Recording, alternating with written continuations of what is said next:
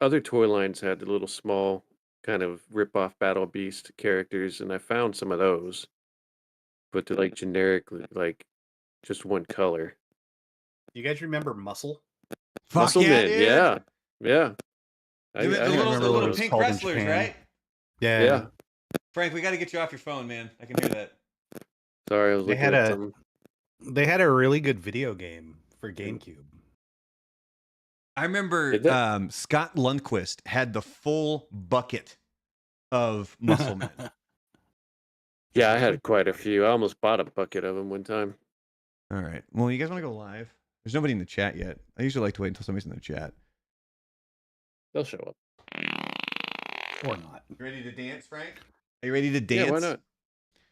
You ready to dance your ass off? Like a maniac.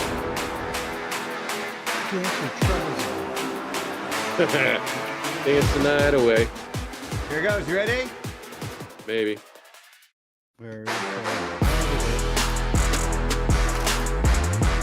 All right, everybody. How the hell are we doing? Lots of good things lined up. Big Okay. announcement. This is going to be the final live stream for a while because next week we'll be off as actually I'll still technically be in town, but we're heading out on vacation. That's going to be coming up here.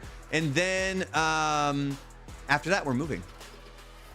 So I'm lining up all of my content to last through March. So I'm assuming that we'll probably be not live streaming for about 2 to 3 weeks. Check my social medias. You'll find out. Make sure you're clicking the old notification down there. Click the little bell so you get the notifications when we go live. Live, ladies and gentlemen. Live. We're live now? We are live. And what we got coming up, we're going to do some Fact or Fiction. We're going to talk about Pink Floyd's Dark Side of the Moon. We have William Shatner, which, of course, we'll have to discuss his failed women's underwear line. Something on the plane. And then Police Academy, The Office, Heaven's Gate, by special request from Frank. Frank wanted to talk about Heaven's Gate. Martin Short, Pete Rose, Futurama, Beetlejuice, and The Matrix. Those are all going to be things covered in Fact or Fiction. And we're going to do a Christopher Walken movie draft. And when we do that, both Alan and Frank are going to have to give us their best Christopher Walken impersonation. All right, deal. And apparently Land's hiding. What are you doing, buddy? What? What are you Just doing? trying to figure out Can't who even see your Christopher face. Walken is. Oh, sorry. I was checking something very important. What's important? Your Christopher. Muscle It was your Man. Christopher Top Walken list, secret wasn't it? Top secret stuff. I can't really tell you guys. Movie? It was an Instagram post with boobs. Hmm. He was like, There's some dancing Indian girls that I love watching. see? Boobs. All right. No. First things first, we are going to cover some YouTube polls, which, by the way, I think I was right. You can now, you can post on my YouTube page. Age.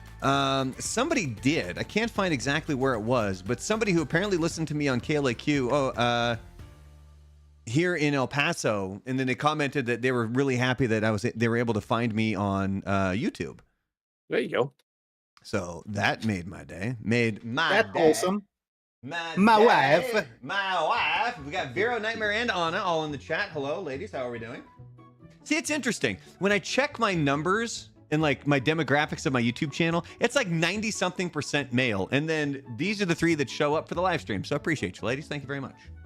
Because Much they're the appreciated. best. Make sure you They're like and committed. subscribe, everybody. All right. First YouTube poll, gentlemen. Did we cover the children's program one last week? I can't remember. I don't know. I forgot it was Wednesday. Yeah, we today. did. I'll We let you did. know We where my did. brain is. All right. So here we go. Next one. What sport do you look forward to the most post Super Bowl? And the 4 options I put there were the Masters, Major League Baseball spring training, NBA's stretch run, or NHL's stretch run. Let's start with Frank. What do you think won that poll? God, they all seem so boring to me. Man, people really get jazzed for spring training. I'm gonna go with spring training. All right. Frank says spring training. Land, what do you think? I think the popular vote was the NBA. All right. By the way, there were a lot of people that did comment saying that March Madness. but I did leave that one. Yeah, See? But we're kicking things off today with a big ol'. It was the Masters. It was not. No. NHL stretch run. Got 33% of the vote. Then the NBA, then spring training, and then the Masters. People are still I running would on have said hockey NHL. high. I would have said NHL because that time of year is always really fun. Oh yeah, I'm telling you, like I feel good now because I finally I've decided I'm a Florida Panther fan. Like that's my team. We had a good relationship when I lived in Florida down there. You know, we used to go to a lot of the games because they would give the tickets to the radio station and so on and so forth. They won the Stanley Cup last year, and I watch a lot of Dan Le Batard on YouTube, and so they talk about the Panthers. So I feel like I know the players better. And the fact that Matthew Tkachuk went out there, and both he and Brady were fucking just giving it to Old Canada. They lost the gold medal, but still, they got in the fights, and that was fun. All right, next YouTube poll. What is Alan Rickman's best role? Frank, first. Give us a little Alan Rickman. My favorite Rickman role is Die Hard. All right. So is that what you want to lock it in? So the four options are Hans Gruber, the Metatron. You guys remember that one? What? The Metatron. Yeah, from Dogma. Yeah, Wow. Dogma. There you go. I thought you said Megatron. No, Metatron. Although he would have made a fantastic. I was movie. about to say that would have been interesting. Could Really? you You imagine? never I know. was gonna say, could you imagine Megatron with Alan Rickman's voice? It's not very Megatron. Humans. All right, so it's Hans Gruber, the Metatron, the Sheriff of Nottingham, Mhm. or Severus Snape. Oh God, yeah, all the Harry Potter nerds. Yeah, why did you say a spoon? It's dull. All right, Lan, what did you think won that poll? Hans Gruber. He's going Hans Gruber. Frank, what are you going with? I think your Harry Potter kids are taking that one over. Severus Snape. 55% of people voted for that. 29% voted for Hans Gruber. And then Sheriff of Nottingham. And then the Metatron. Metatron, highly underrated, I think, for Alan Rickman. That was a good movie in general. All right, next up. Was the Miracle on Ice the greatest United States Olympic moment of all time? Yes or no? Frank, what do you think won the Yeah. poll? Yeah. Lan, what do you think won? I think that it was. It's So such a good you're story. both going, yeah? Yeah. Yep. 75% That won of us the people. Cold War. Damn it. It's true. It No. did. Dude from Baywatch won us the Cold War. David Hasselhoff? David Hasselhoff. Well, I mean, Did he you was not more- see how he tore down the wall? Yeah, that was and Germany, stood up though. to the Russians. That was Germany. He ended the Cold War. Don't let him tell you anything less, Hoff. I believe in you. Yeah. I call him and then he Hoff. I came call home him to, Hoff. He lets me call him Hoff. and then he came home to eat a burger all fucked up. He loves Wendy's. Shut up. All right, next up. What is Michael Bay's best movie? The four options I put up there were Armageddon, The Rock, Bad Boys, and then the one that was highly rated on almost every list, which I'll tell you right now is not the number one on this list, Ambulance. Yeah. So what do you think won the poll, Frank? The Rock. Welcome to The Rock. All right, Lane, what do you think like won the that. poll?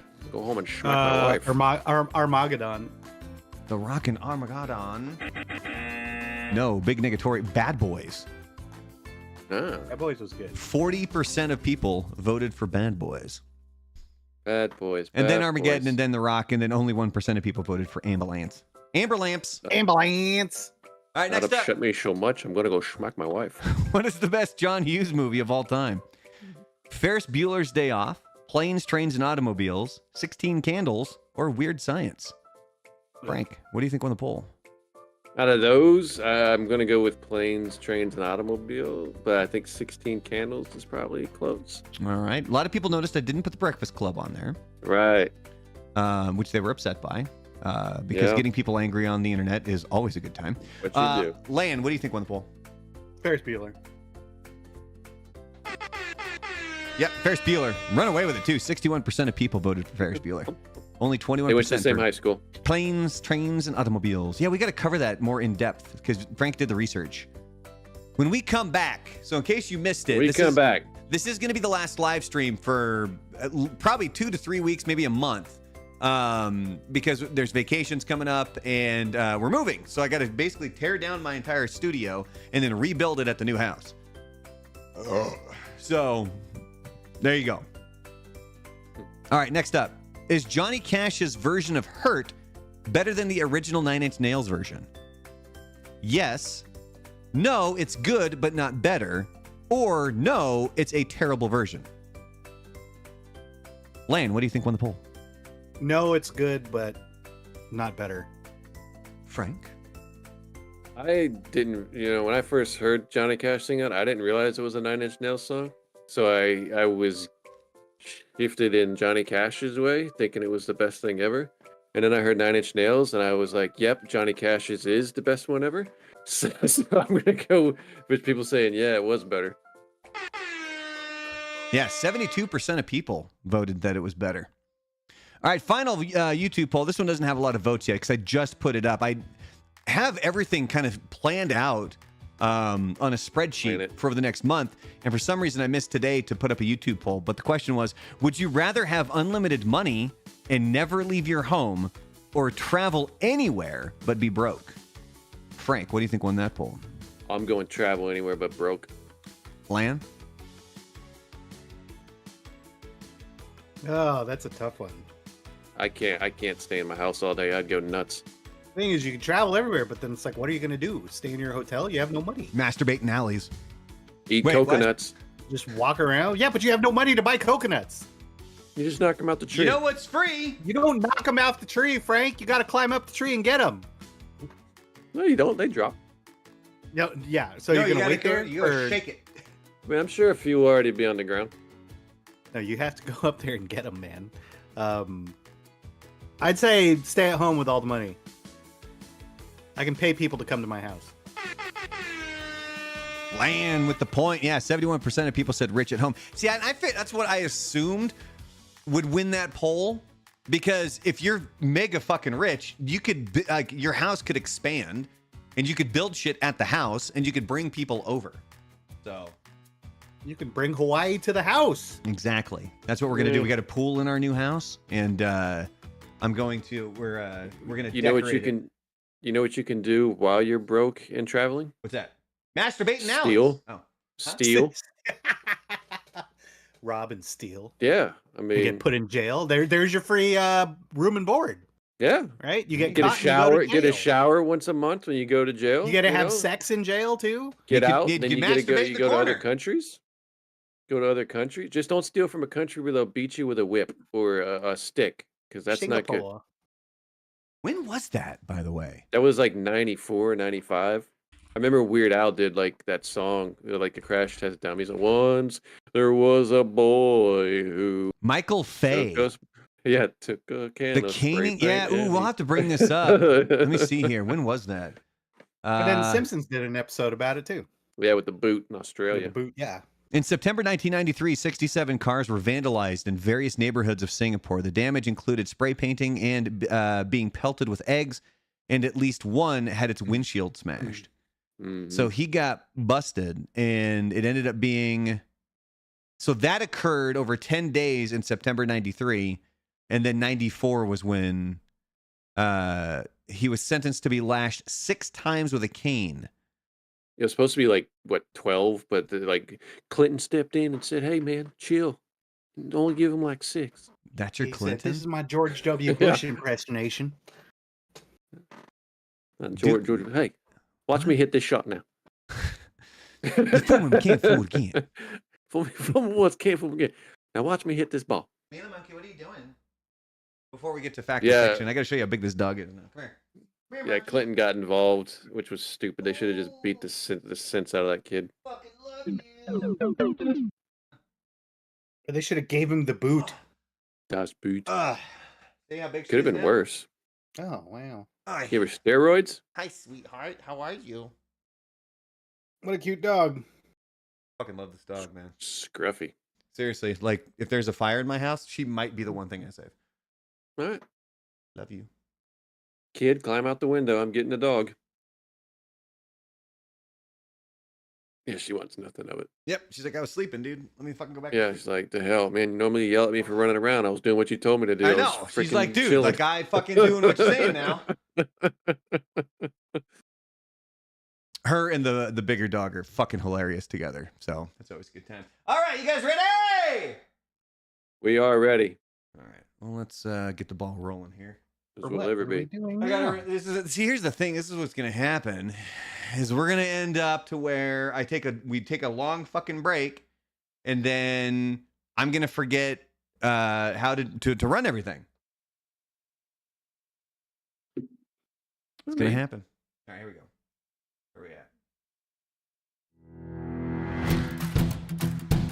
All right, it's fact or fiction time about Pink Floyd's Dark Side of the Moon, an album that I know that both Lan and Frank are super familiar with. They've listened to it thousands of times. They know it front to back. Actually, do either of you? Are you familiar with the album?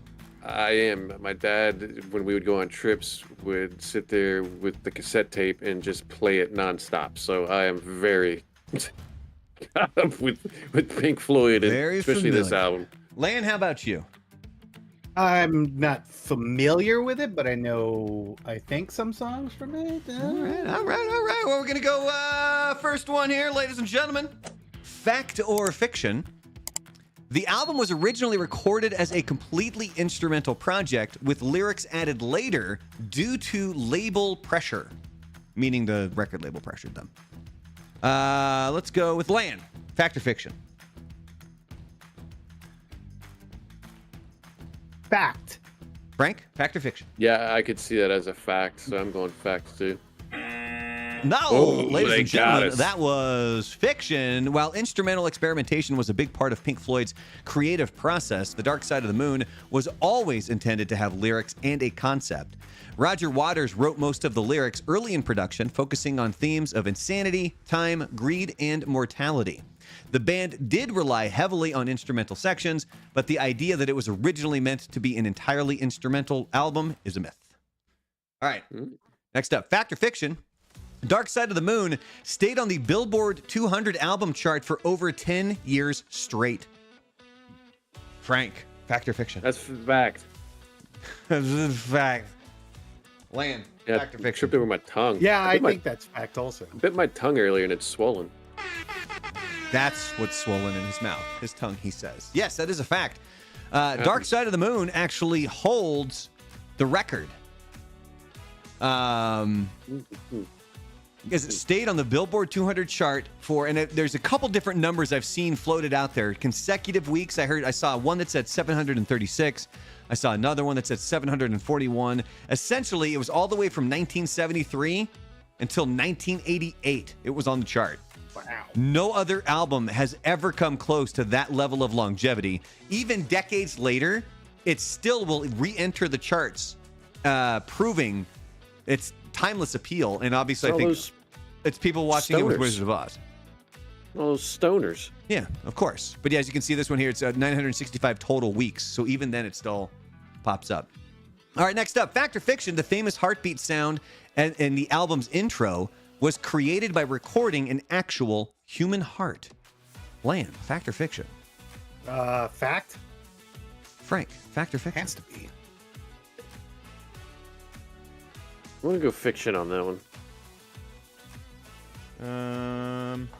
There we go. We'll do that one when one of you guys gets it right. Yeah, Frank got it right there. The iconic heartbeat sound that bookends Dark Side of the Moon was not recorded from a real heart. Instead, it was created using a bass drum heavily processed through studio effects to mimic the rhythmic thumping of a heartbeat. It sets the tone for the album's theme of life, death, and time passing. That's lazy. See, I could just do it. All All right, next up, fact or fiction? The album spit. The album's cover. The album's cover featuring the prism and rainbow was inspired by Isaac Newton's studies on light. Frank, fact or fiction? Facto mundo. Frank says fact. Big Land, fact or fiction? Fact, right? Because there was an old drawing of that. Yeah. Old Juring. Yep, you both get the point. Fact, the prism design was inspired by Isaac Newton's discovery on light refraction, as well as the band's desire for a sleek, minimalistic cover. Storm Thorgerson, the designer, wanted something instantly recognizable that also represented themes of science, mysticism, and depth. The prism and rainbow concept was chosen over other designs featuring photographs of the band, making it one of the most iconic album covers in history. Here's a random question for you. All right. Random What's answer. the most iconic album cover that you can think of? Limp Bizkit's hot dog flavor water. Is it the starfish buttholes? The Is that what it is? Starfish buttholes, right? I mean, can you really think of any other album cover that's like, because this is Metallica's completely... Black Album. Yeah, Metallica's Black Album would be up there. Yeah. I guess it also depends. Well, I guess you're just saying in general too, right? Mm-hmm. Oh, I think that's kind of up there, you know. I mean, it's Michael got to be... Jackson's Thriller, maybe. I don't even think I can know what that album looks like. It's just him and, laying on the ground. Yeah. I was gonna And, like, say the sequence. the cover for "Who's Next" by the Who. Oh, yeah? Oh, yeah. Okay, yeah, I know the Thriller album cover. What about Purple Rain with Prince. Prince? Yeah? With the motorcycle? Mm-hmm. Yeah, I could definitely see that. Trying to think of more '90s ones, but I can't. I mean, Oh, fucking Nirvana. Never mind. yeah. Well, yeah. I'd say me personally, like the most Um, iconic album cover for me is the "Only Built for Cuban Links." Tupac's Machiavelli. That one was pretty. Which Tupac? No, "All Eyes on Me," Tupac. Yeah. The best. There you go. All right. That's the one I think most people remember. But yeah, "Only Built for Cuban Links." That's iconic. Let us know in comments if there's any other iconic albums that you at home watching this either on the live stream or on a playback, if there's an album out there that you think is more iconic. See, the reason I think Pink Floyd probably the most iconic is its simplicity. Yeah. You know, like people know immediately what it is when you see that. Well, the White Album though might be more iconic than that. Because it's white. Why has it got to be Well, white? that's why the Metallica one I think is also. Yeah. Yeah. Well, that's why So they did it too, because they wanted iconic. to be different It from just the has a little Beatles. snake in the corner, a little sneaky A snack. snack. All right, final Like, fact well, or fiction. What was the mockumentary one that they did on oh shit, it's slipping my brain right now. Spinal Tap. Yeah, what was theirs? Oh, it was just a black cover, wasn't it? Yeah, and it's like you couldn't see the name, you Yeah. couldn't see anything. Like, how the hell are they gonna know whose album it is? Well, because it's all black, they'll just look at it and know. Little do they know. Little. They were ahead of their time. All right, fact or fiction? Dark Side of the Moon was intentionally recorded to sync perfectly with The Wizard of Oz. Frank, fact or fiction? That's fiction. Lan, fact or fiction? Fictione. Yep. You both get the point. That is fiction. The Dark Side of the Rainbow theory. The idea that the album syncs perfectly with The Wizard of Oz is purely coincidence. While fans Have you ever- What's up? Sorry, I was gonna say, have you ever seen like the clips of them putting Rob Zombie to the beginning of Wizard of Oz when Dorothy's going down the yellow brick road? No. It goes in tune, like when it starts really kicking up, like with her skipping down the road. Like I can't remember what song it was, but it fits perfectly to her skipping There's a lot down of the Rob yellow Zombie. brick Like, road. I see a lot of the like Rob Zombie one with it's the Bruce scene from the updated Matilda.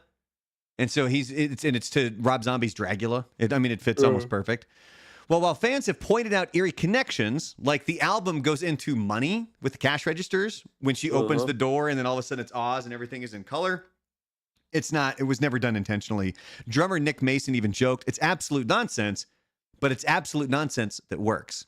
So if you've never done it, essentially, it's at one point you start the album while the MGM lion is roaring. Once that's happening, I think that every time I did it, we lined it up with the second roar. Now, the problem is the whole album does not take up the whole movie. The album will end and you're still in the middle of the movie. It almost lines up again when the lion comes out in the movie, the actual character. You hear a second roar from him, start it again, and it might actually line up again. Either that, I was really fucking high when we were doing it. I'm just saying. Give it a shot. Asbestos in that scene. Hey, are you going to lay down? So I'll see. I looked up most iconic album covers, and a Rolling Stone article came up, and it was the top 100, the 100 most iconic album covers. You know, it was number 100. Number 100. Give me a So decade. the last one. 80s.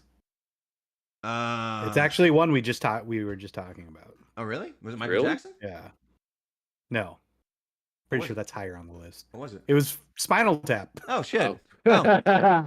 Wait, hey, really quick. That's actually something that we can go do in a later live stream. Can you scroll through that quickly and see? Because I just had another, and I wouldn't say this would be iconic for a lot of people, but for me, it was iconic because we had the cassette tape when I was a kid, and I just remember it. It was Dire Straits, not Sultans of Swing. And it's not that one. I just thought about when NWA's first album. Yeah, That iconic cover. Brothers in Arms is the one I'm thinking of. Mm, good song. I just searched the entire article and I did not see Dire Straits. That's bullshit. Although I don't know how well that the search is. Control F works. Yeah. Well, we'll see if we can find it. Monkey, do you need to go out? You need to go pee? Yeah. See, number 18 was Who's Next. Oh, number 16 is Nazilmatic. That one is iconic. Is that's the one where he's a kid? He's a little kid. Yeah. 12 is Pimp a Butterfly. That is a great album cover. Nirvana made 10. Okay. All right. You want to know the top 10? Yeah, let's go through that real quick before we move on. Okay. So 10 is Nirvana. Never mind. Okay. Actually, Number hold on. Let me see 9. if I can guess. Like, Okay. give me some hints. Okay. Number 9, 80s. Definitely 80s. Female singer. Is it Madonna? Negative. Cyndi Lauper. Whitney Houston. Yes. Which one? We just gave you two. She's So Unusual. Cyndi Lauper? I think. Yeah. Oh, interesting. Okay. Yeah. Next. Number 8. 70s, 80s. British. They're British. They probably watch football. The Footy. 70s, 80s British? Yeah. Sex Pistols. They're not a big fan of the Queen. Oh, That would be never mind the bollocks. That would be Sex Pistols, right? Oh wait, no. Maybe I'm getting my people mixed up. All right. Who is it? The Clash. Oh. Ah, London Calling. Oh, this is a great album. I don't know if you guys will get this. Number 7, 1970s. 1970s. Is one of Okay, here's how I'm gonna put this. Okay, 1970s, big influence on 90s West Coast hip hop. Huge influence. I'm Can't think of blanking. their name. What is it? It's Funkadelic, George Clinton. Oh, okay. Yep. Maggot Yeah. Brain. He actually lives around here. George Clinton, really? Yeah, Wow. I've seen him around town quite a few times. Number 6, 1970. I don't even know how to describe this. Well, he died though, I so just he's saved not it. around here anymore. George Clinton. I'm pretty sure George Clinton died like in the last 6 months. Oh, we can look it up. Year. Lane, what's the number 6 that we're not going to get? Am I deathing somebody who's still Patty alive? Smith. Oh, okay. Is Horses, Led Zeppelin I have on no idea. there? Yeah, you just killed off George let's Clinton. see. He's still alive. He's 83. Okay. Wow, Okay. way to go, Frank. Number 5 is Ready to But Die. yeah, he still lives around here. Notorious Oh, B.I.G. yeah, okay. Number 4 is big- Dark Side of the Moon. Okay. Should be number 1, but all right. This is a weird one. 3, Sly and the Family Stone. There's a riot going on. Interesting. Okay. Number 2, Abbey Road. Oh, Oh, yes. that's- yeah. How did we forget I get that? that one. Yeah. Okay, 'cause- okay. And here's number 1, and this is probably gonna make everybody mad. It's Joy Division. Unknown Pleasures. Who? What? I mean, I know of Joy Division, but I don't think I could pick What that album songs out did of they the sing? lineup. Yeah, I've never even seen this album cover. When the Eagles? Oh, I have seen that one. Fuck you, Rolling Stone. Yeah, that's why Rolling nobody Stone reads you sucks. Yeah, you know anymore. what? Fuck you. And every time I click on your articles, you ask me to pay for it. Go to hell. Yeah. Yeah, you're too All woke. right, before we move on to the next one, I'm going to let the dog out here. Hold on. Who let the dog out? What songs did they sing that album from that band? I have no idea. I was reading through it, and I don't even think they didn't even say what they sang. The Buggles It's weren't on there? bullshit, I tell you. It's bullshit. Video Killed the Radio Star. I'd like to know though on that list is who has the most like albums on that list. I would probably say it's the Beatles. The Beatles? Yeah, I know Because- Sgt. Pepper was in the top 20. Yeah, you're gonna have Sgt. Pepper. You're gonna have Abbey Road. You probably have the White Album. You also have Hard God, Day's what Night. was maybe yeah maybe that one. But I think also when they went all psychedelic with one of their covers, like I can't remember, but they probably have 5 of them on there. William it's Shatner's still- got herpes. The Beach Boys would have to be on there. Oh my god, it looks like he Oh, got wow. shot in the lip by a She BB gun. All right. told me she was clean. Transition. All right. See, this is the fun part of tonight's live stream is that we're covering both William Shatner and Christopher Walken. So I need to hear. We kind of just heard Frank's William Shatner, right? Yes. I thought we were also covering herpes. And herpes. Well, he needs to cover. The dangers of herpes. All right. Well, we are talking about William Shatner, and I totally forgot to put his birthday on here. It's one of the reasons why we do this. Let me. March 22nd, 1931 is when he was born. And we're going to do some fact or fiction right now. Fact or fiction. William Shatner was cast as Captain Kirk only after the original actor for the lead role was fired. Lan, fact or fiction? Fact. Frank, fact or fiction? Yeah, that's fact. They did a whole episode about bringing that guy Yeah, back. the pilot was not William Shatner. Yeah. The pilot episode. And technically, he wasn't fired. The original lead role was It actor didn't work Jeffrey out. Hunter, who played Captain Christopher Pike in the first pilot episode.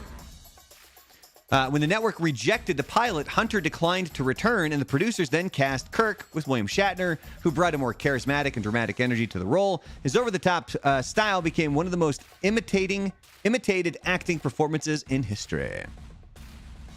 All right, did I give you each your point on that one? Something on the wing. There's There's Something on the wing. Something on the wing. Yeah! All right, extra point for Alan right there. and an extra point for Frank too for doing it first. All right, here we go. Fact or fiction? William Shatner recorded an album where he spoke lyrics instead of singing. Frank, fact or fiction? I want to say fact. Lan, fact or I'm going fiction? to say fact. It was a fact. It was a for sure thing. Yep. Yeah. Do you remember the name of the album? No, I don't. Ripping people off. William Shatner speaks. Shatner released a 1968 spoken word album called The Transformed Man, where he dramatically recited lyrics instead of singing them. His spoken I'm word a rocket man. His spoken word cover of Lucy in the Sky with Diamonds has been called one of the strangest music recordings of all time. He continued his music career releasing multiple albums, including one where he covered rock songs like Iron Man and Bohemian Rhapsody in his signature dramatic style. Ground yeah. Control, Major Tom. All right, next up. Fact or fiction? William Shatner once had a failed women's underwear line. Lan, fact or fiction?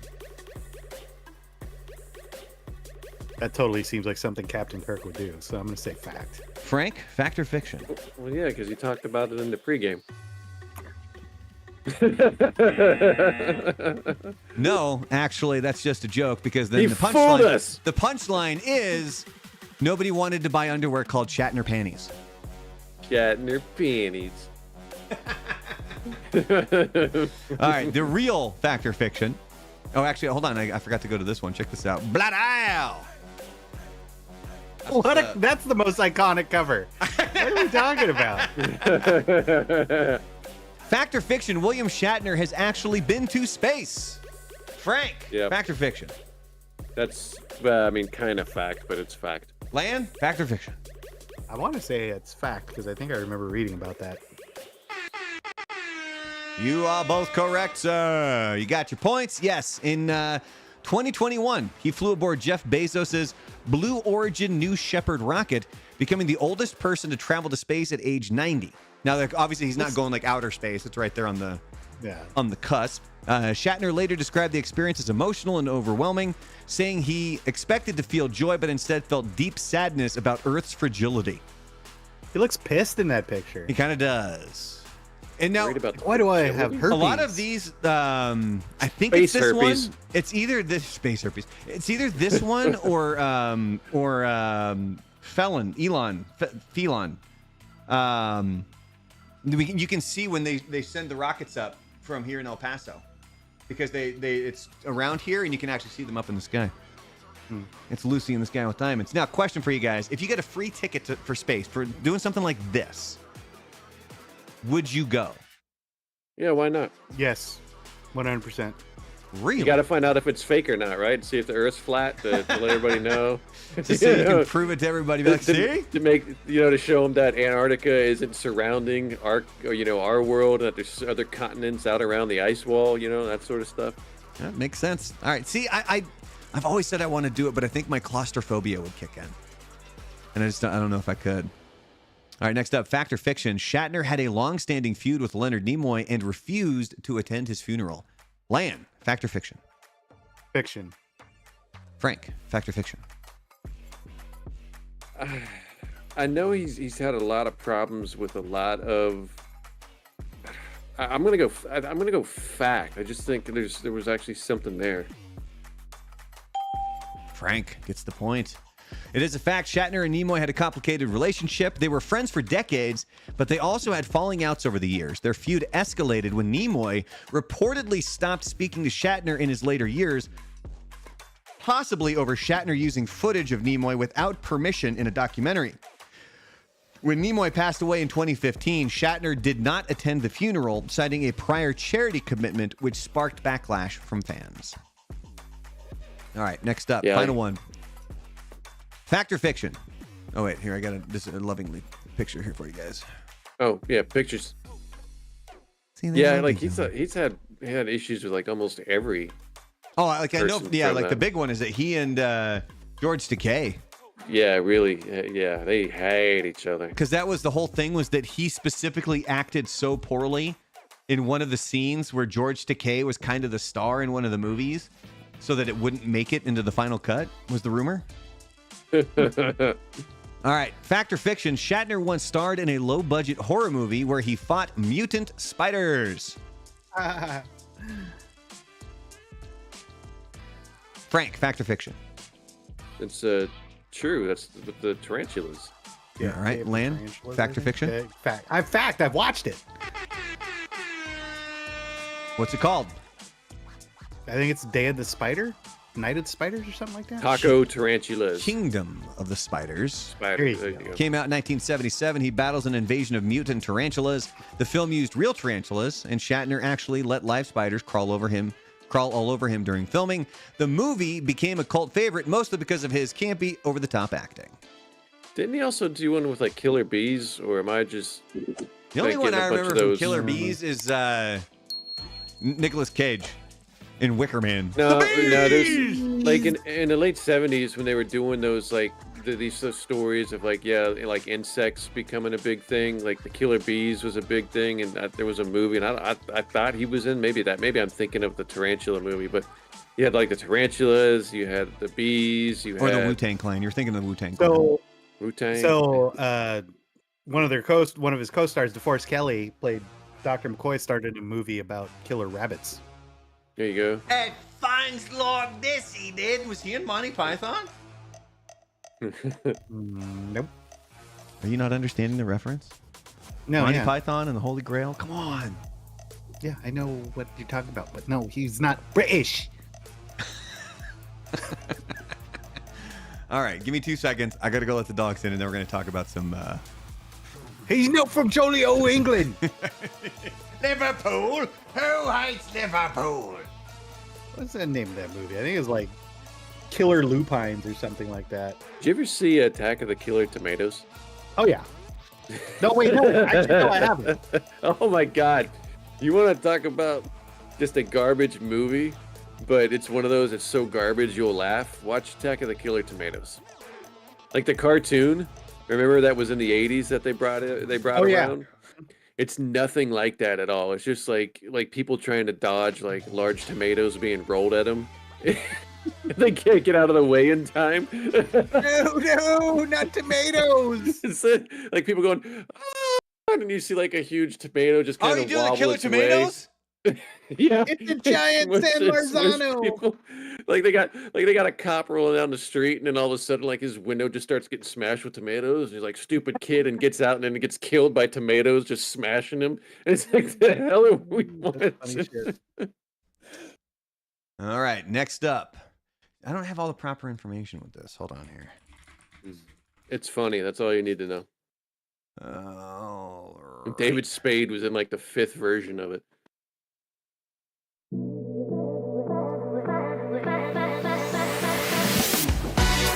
All right, things you didn't know, or I should say fact or fiction, about Police Academy. It was released on Let me see that. March 23rd, 1984.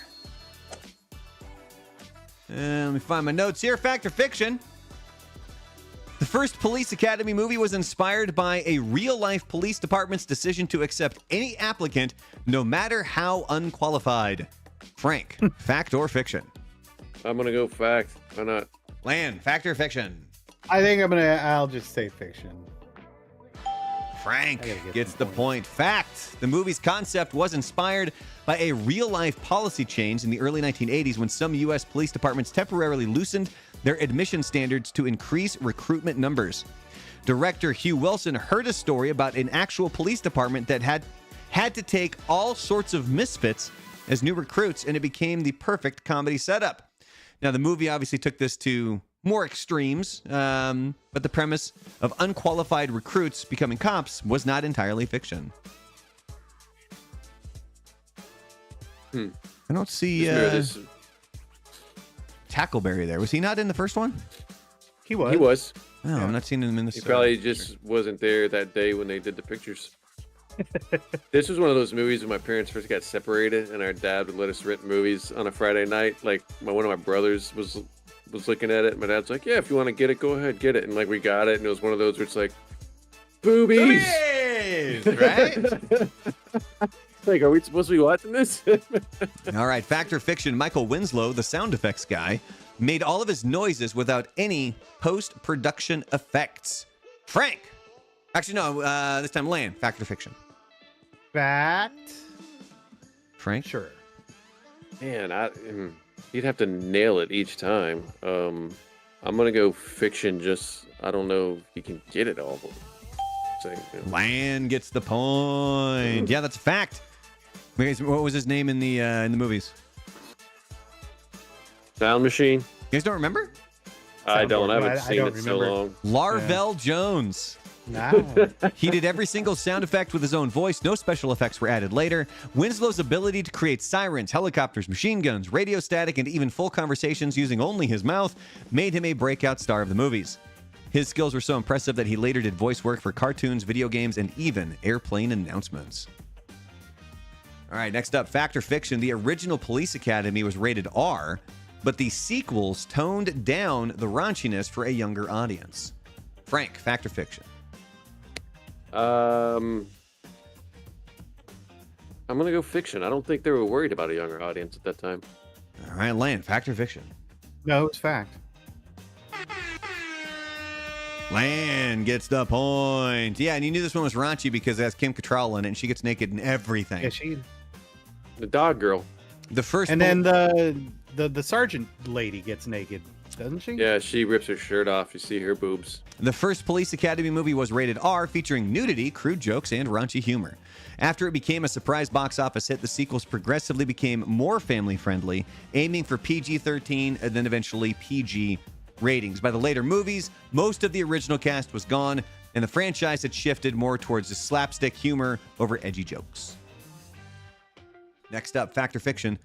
The famous Blue Oyster Bar scene was actually improvised on set. Lan. Fact or Fiction? Fiction. Frank. Fact or Fiction? No fact. It seems like an improvised kind of movie.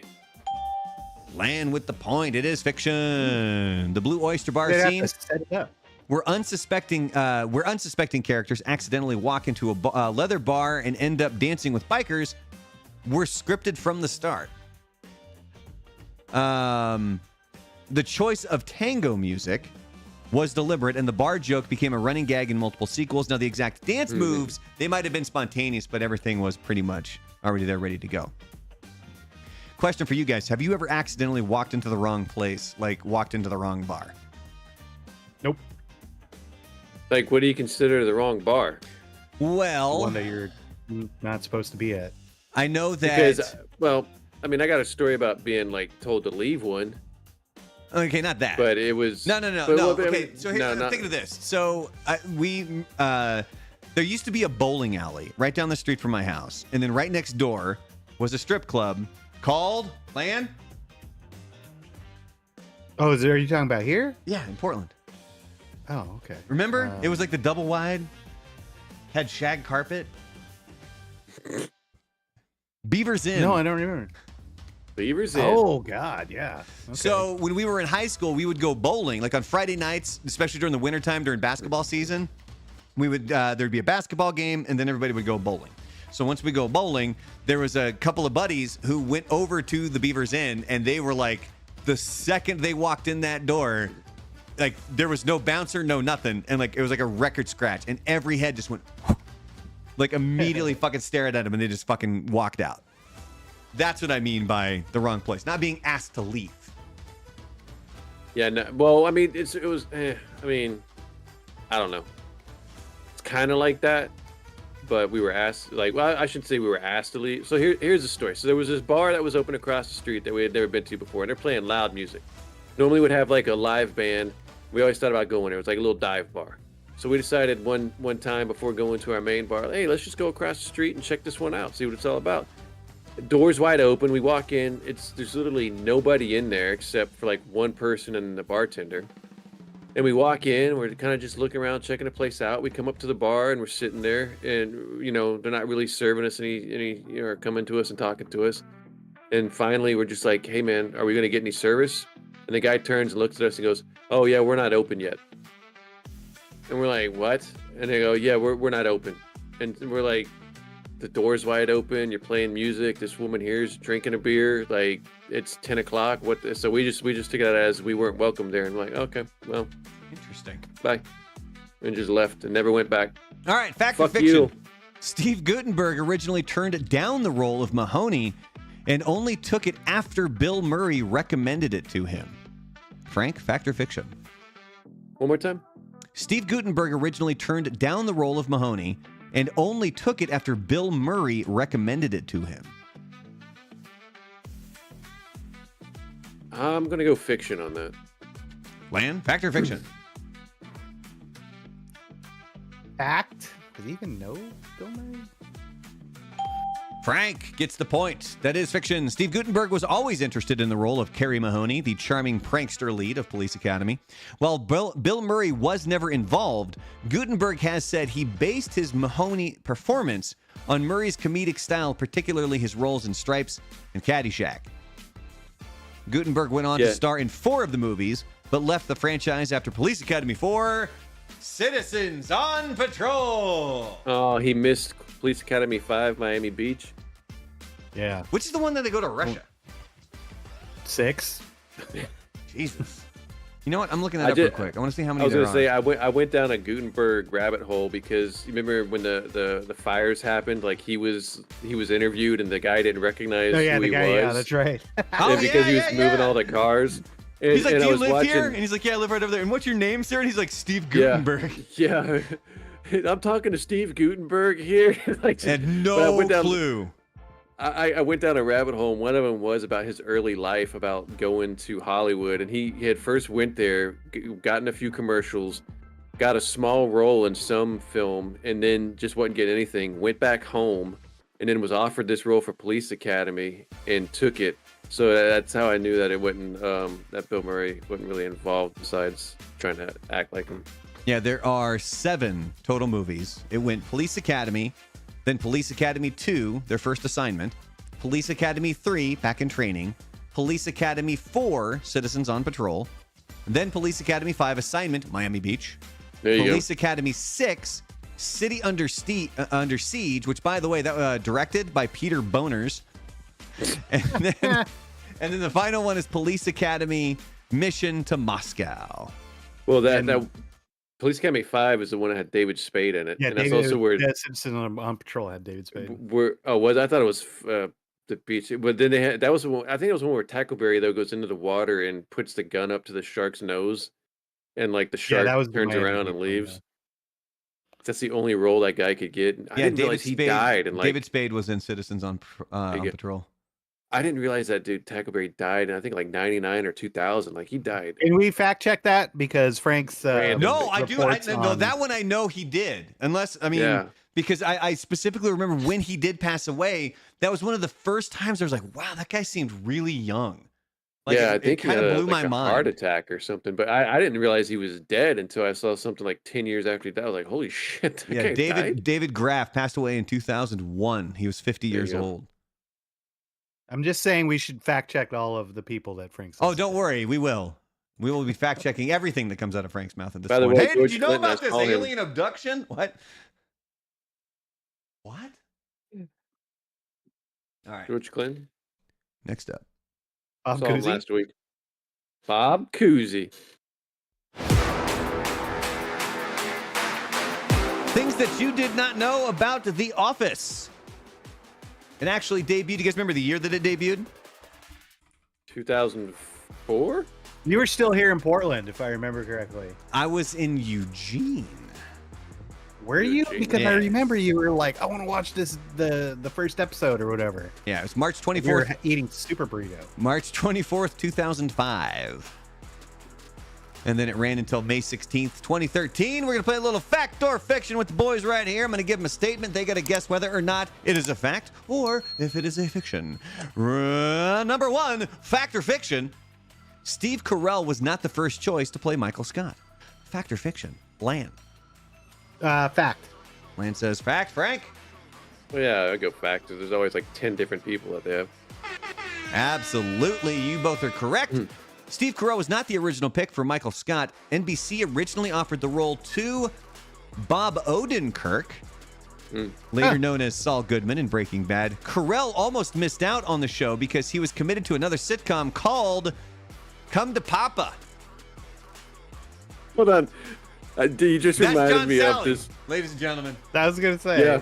So no, you just reminded me of this. He was like one of his first breaks he got was the Dana Carvey show. I don't know if you remember that from the 90s, like late 90s on Oh, ABC. dude, the writing staff on the Dana Carvey Right. show is insane. Did you see the documentary they did on that? And they talked about like the lead in to one of their shows. Oh, when it was coming out of like a super It was coming out of super the serious Home Improvement. Yeah, the Home Improvement. Like, Dad, I don't want to die. And they're going. He's like, we're not "It's going to let me sad have it. to And know then they your were like kids-" the they Diet go- Barks Root Beer Dana Carvey Yeah, show.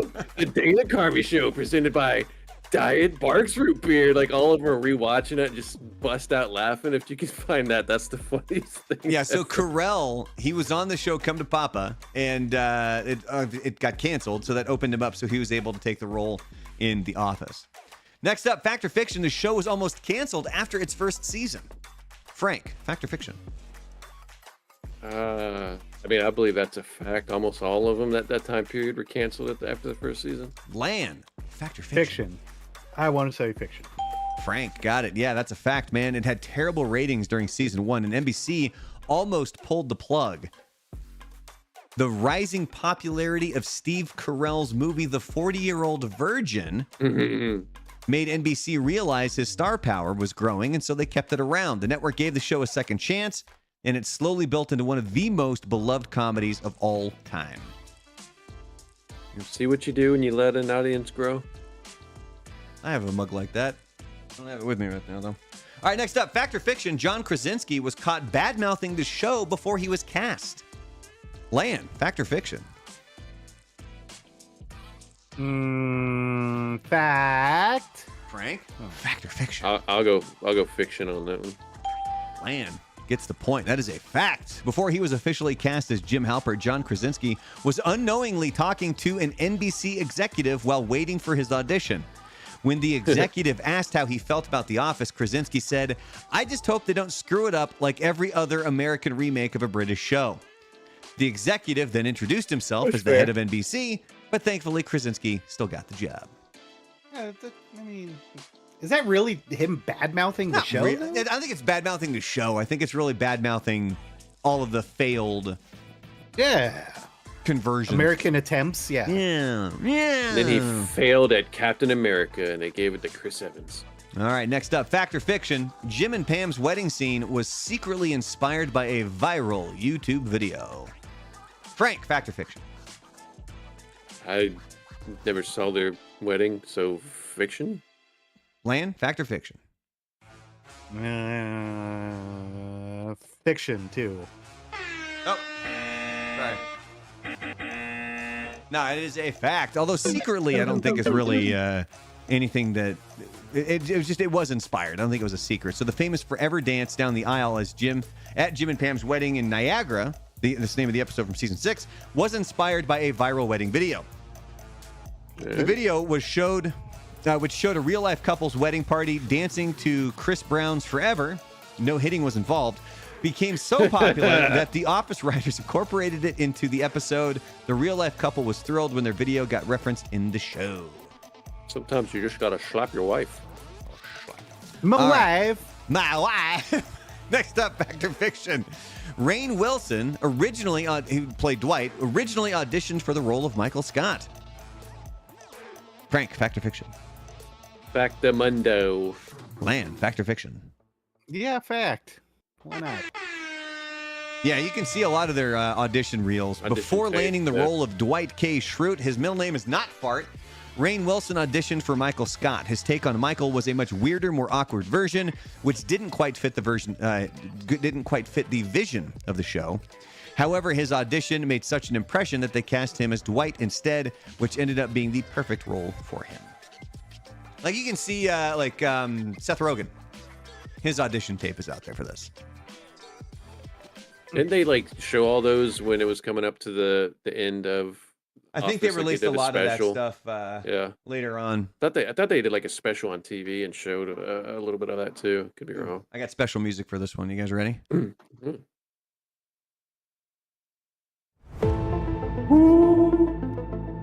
All right, it's Fact or Fiction time. Heaven's Gate. This one specifically for Frank. He requested it. So I'm going to give a statement. Try not to blink. I'm going to give a statement here, and then the guys have to say whether or not that statement is a fact or if it is fiction. Fact or fiction, the Heaven's Gate cult believed that a spaceship was hidden inside the Hale-Bopp comet, waiting to take them to a higher existence. Frank, fact or fiction? That's fiction. Lan, fact or fiction? Fact. Yeah, Lan gets the point. That's fact. I thought it was trailing the comet. I didn't think it was in. I thought it was following the comet. No, Either way, semantics. It was inside of a... Heaven's Gate followers believed the spacecraft was... it was traveling behind the Hale-Bopp comet, hidden from human view. Their leader, Marshall Applewhite, convinced them that this ship would take their souls to the next level of existence, but they had to... Why are you looking so creepy, Frank? I'm doing the guy. Oh my God. I'm not going to blink. But they had to shed their physical bodies via suicide to board it. This belief stemmed from Applewhite's mix of Christian, New Age, and science fiction-influenced ideologies. Next up, fact or fiction? No, Frank can fucking blink. There's your Hale-Bopp comment. We're committed. We're committing. So now you're staring at a comment. All right. Fact or fiction, every member of Heaven's Gate was forced to take their own life under threat of violence. Lan, fact or fiction? Fiction. Frank, fact or fiction? That is fiction. Look into my eyes and see it. Jesus Christ. Yeah. That is fiction. There was no evidence of coercion or violence. Members of Heaven's Gate participated in the mass suicide willingly, believing it was their way to transcend humanity. They recorded goodbye messages where Damn it, I blinked. they expressed happiness and excitement about leaving their bodies. Over 3 days, the group took barbiturates, mixed with applesauce or pudding, drank vodka, and covered themselves with purple shrouds. Nice try, though, Frank. Nice try. I could feel it, and I was trying to focus and zone in, but it just finally got me. He was trying to get all about that hail bop. I was getting in the zone. Fact or fiction? The cult members wore identical outfits, Nike sneakers, and had $5 bills and quarters in their pockets. Frank, fact or fiction? That's fact. Lan, fact or fiction? Fact. You are correct, sir. There's your Nikes. I believe they were Cortez, is what they were. No, rocking. they're decades. They're decades, and Nike hasn't retroed those. Oh shoes yeah, actually, ever again. looking at those soles. Those are not the soles of Cortez. When authorities discovered the bodies, every member was dressed in matching black sweatpants, black shirts, and Nike Decade sneakers. They also each had exactly $5.75 in their pockets, which may have symbolized the fare needed for their journey to the next level. The Nike Decades became so infamous that Nike stopped making them. They're now a rare collector's item. Can you imagine if Nike retroed those and brought those out? That'd be a little weird. Would you buy A them? little Well, bit. you know what they could call Yeah, them? I probably would, because they're nice, simple shoes. Look at them. Yeah. You could call them the Comets Ride. Nike Comets, The Nike Bop? Nike Bop, and The they sell them Nike- for $5.75. Oh my Or god. drink Or the punch. 575. Drink the punch. Drink Drano. Drinking the Kool-Aid. All right, here we go. Fact or fiction? Marshall Applewhite convinced his male followers to undergo voluntary castration. Lan, fact or fiction? Fiction? Frank, fact or fiction? That's fact. Really? Yeah, Frank got the point on that one. Several male members of Heaven's Gate, including Applewhite himself, voluntarily underwent castration. Now, what kind of picture do you think I'm going to bring up next? Balls. A moose with no balls? No, wait. I'm telling you, it was this big. My balls used to be this big. Is Frank staring at the thing? Applewhite preached a strict belief in shedding human desires, including sexual urges, which he saw as an obstacle to their next level evolution. The castrations were performed by a nurse within the group, but at least one attempt went horribly wrong, requiring hospitalization. Jesus Christ. There's one thing that Frank knows is about voluntary castration. I mean, look at that face. Talking Which about one? Frank, not Applewhite. Got an inch. All right. Final one. Fact or fiction? Heaven's Gate still has active followers maintaining their website today. Frank, fact or fiction? I think it's fact. You got weirdos out there. Lan, fact or fiction? Fact. Yep. You guys are correct.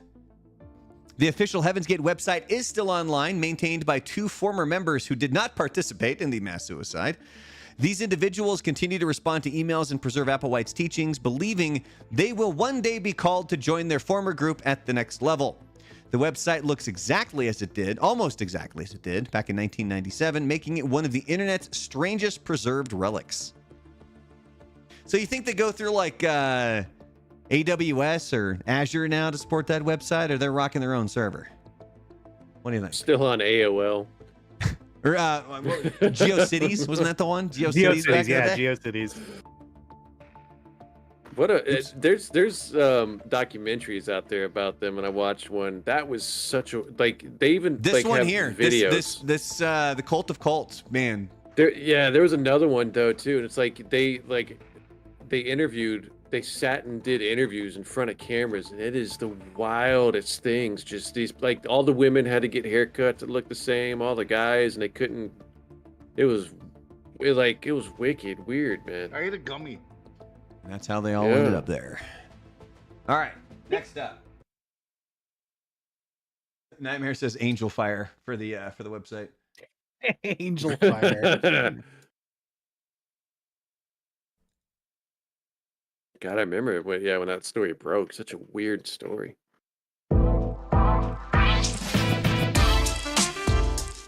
Martin Short, ladies and gentlemen. Things that you did not know about him. What's the one role that you guys can think of when Martin Short comes to mind? Captain Ron. Three Amigos. That's a good one, too. Born March 26th, 1950, Martin Short. Here's some fact or fiction. I'm going to give a statement. Frank and Lan have to decide whether or not that is a fact or if it is fiction. Number one, fact or fiction. Martin Short got his start in comedy after being rejected from medical school. Lan, fact or fiction? Fact. Frank, fact or fiction? Seems like a smart guy. Yeah, I was gonna say that sounds like something that would be true. So I'm gonna go fact. Oh, it was standoff. We're gonna change the soundboard. No, I'm sorry. No points for anybody. No. Well, it's true that Martin Short didn't originally plan on being a comedian. He was never rejected from medical school. He actually studied social work at McMaster University in Canada and originally wanted to work in that field. However, after a successful audition for a Toronto production of Godspell, which also starred future comedy legends like Eugene Levy, Gilda Radner, and Paul Schaefer, he shifted towards show business. Next up, fact or fiction about Martin Short. He was once roommates with Steve Martin.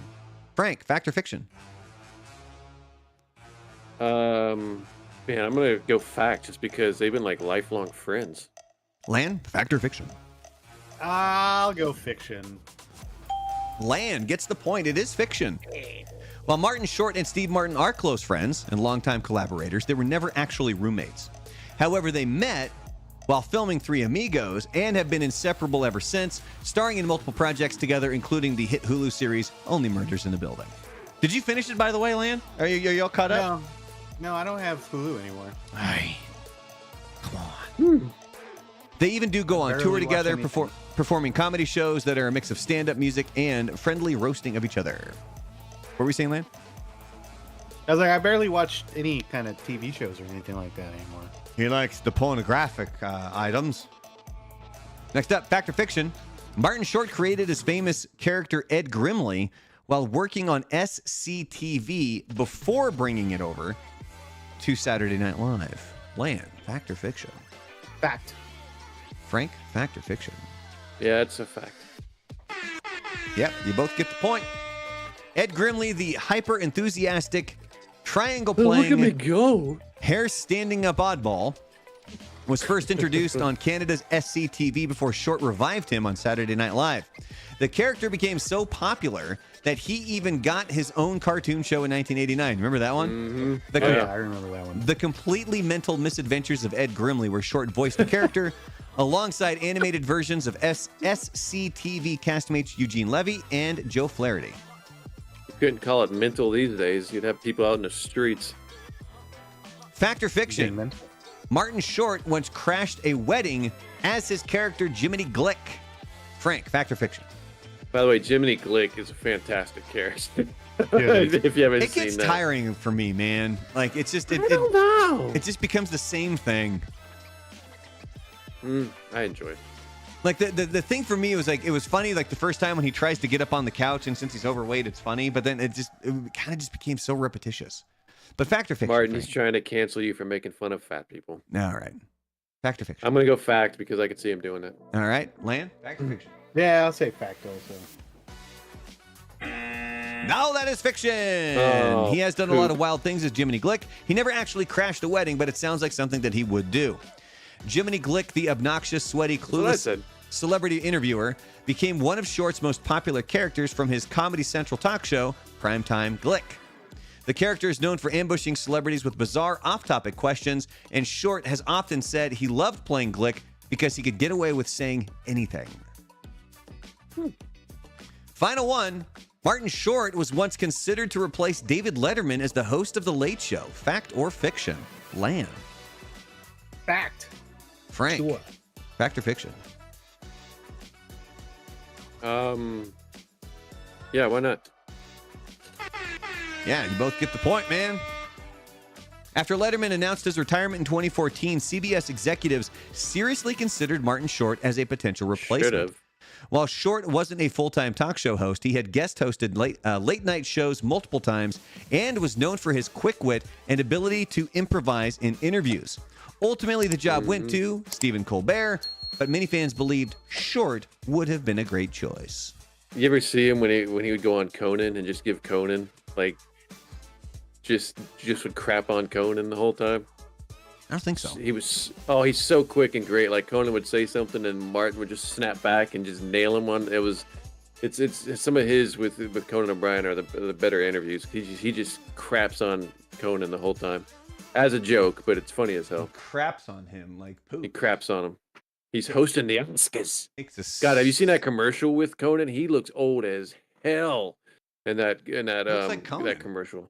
No, like there's this one where the camera's right on his face, and he looks like he's 80 years old. Like it like made me like have to sit down for a minute. Like holy shit, he's old now because he's always looked kind of young, but this like went right into his face, and you just see all the wrinkles, and he looks like an old man, and it's like damn, it's not the 90s anymore. Frank is that's called ageism, my friend. Ageism. You went after fat people. I didn't. I just said that Jiminy Glick wasn't a good character. He said he breaks couches. There we go. That's what his character did. Yeah. All right, Pete Rose was banned from baseball. And again, I don't have my dates here. So bear with me for 2 seconds. Really nice. I remember being at the store and selling those. Those used to sell out like crazy. So it was August 1989 that he was banned. And he was born on April 14th, 1941. Passed away on September 30th, 2024. So here's some things about Pete Rose. More specifically, his the banning from baseball. So fact or fiction. Going to toss out a topic here, and the guys have to decide whether it's a fact or a fiction. Pete Rose was banned for life because he bet against his own team, the Cincinnati Reds. Lan, fact or fiction? I want to say that's fact. Frank? Fact. No, that's fiction. Every time he said he bet on the Reds, it was because they were going to win. I mean, it's fiction. So Frank gets the point. So while Pete Rose did bet on baseball, it claims that there's no evidence that he ever bet against the Reds, but it finally came out. An MLB investigation found that Rose bet on the Reds to win when he was both a player and a manager, which was still a major violation of league rules. Betting on your own team, even to win, is dangerous as it can influence lineup decisions, bullpen use, or game strategy in ways that hurt the team in the long run.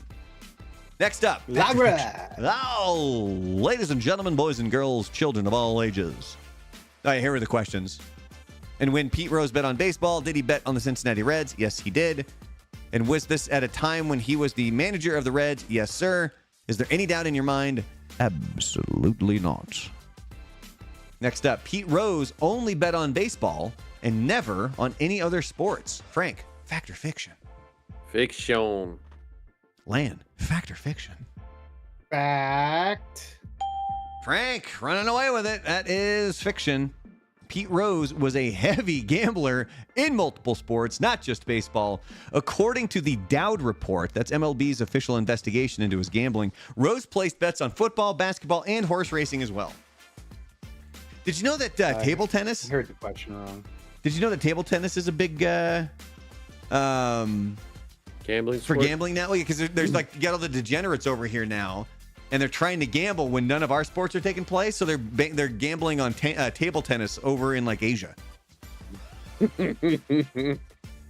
Pete Rose denied gambling on baseball for over a decade before finally admitting it. Lan, fact or fiction?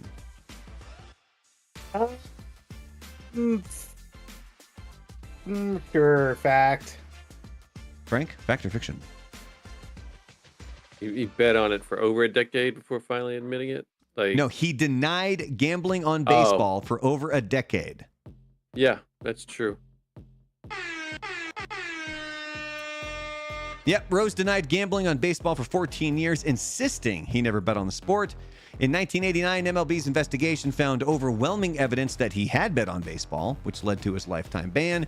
And it wasn't until 2004 that Rose finally admitted in his autobiography, My Prison Without Bars, that he did bet on games while managing the Reds. Next up, Pete Rose's lifetime ban means he is completely erased from baseball history. Frank, fact or fiction? One more time. Pete Rose's lifetime ban means he is completely erased from baseball history. I'm going to say fiction. I think it's just the Hall of Fame. Lan, fact or fiction? It's fact. Frank gets the point. That is fiction. While Rose is banned, was, from Major League Baseball, including being inducted into the Hall of Fame, he hasn't been erased from the record books. He's still got the records, hits. He had 4,256, games played 3,562, at-bats 14,053. His achievements are acknowledged, but he's not celebrated in official MLB events, even though he was allowed to appear at the 2015 All-Star Game in Cincinnati. All right, final one. Pete Rose has applied for reinstatement multiple times, but Major League Baseball refuses to even consider it. Frank, fact or fiction? Fact. Lan, fact or fiction? Fact, I guess. Doesn't matter. The points are made up. No, Rose has applied for reinstatement multiple times, or did, I should say. MLB has considered his case, but repeatedly denied his requests. Commissioners from Bart Giamatti, he was the one that originally banned him back in 1989. All Giamatti's dad. To Rob Manfred, current commissioner. They have reviewed his appeals, but they determined that his gambling violations were too severe. In 2015, Manfred formally rejected Rose's appeal, stating that his continued gambling and lack of full accountability made his reinstatement impossible. And that was always one of the biggest problems with Rose, is that he just kind of just rejected taking any responsibility whatsoever. Like, it was always somebody else, and, it was just like, oh, it wasn't that big of a deal, and... It was the one-armed man. Exactly. Well, that would have been a slot machine then. All right. We are trucking along here. Here we go. Oops. Let me go ahead. Trucking, keep on trucking. Futurama.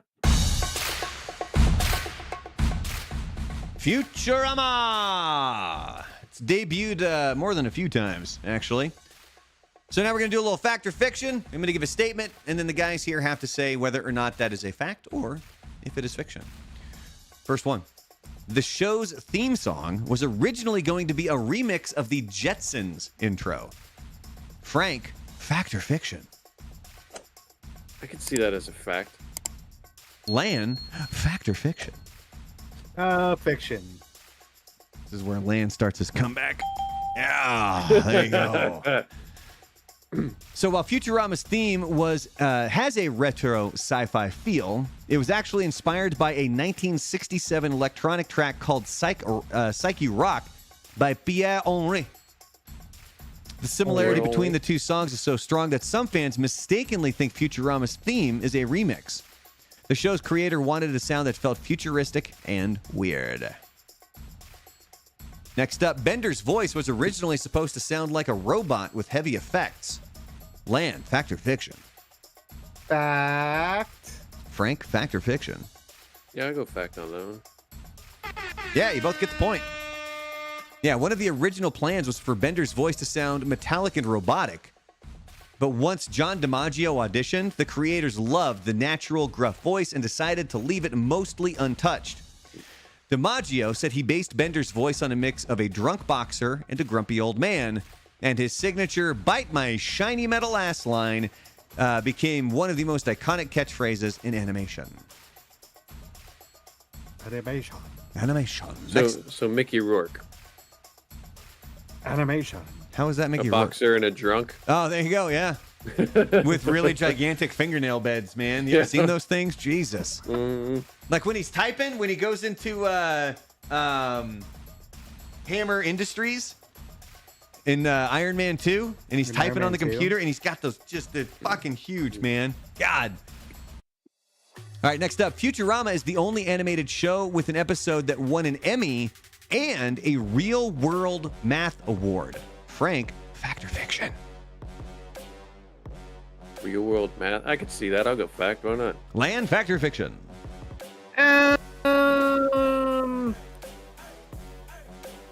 Sure, fact. Yeah, buddy. Futurama has won multiple Emmy Awards.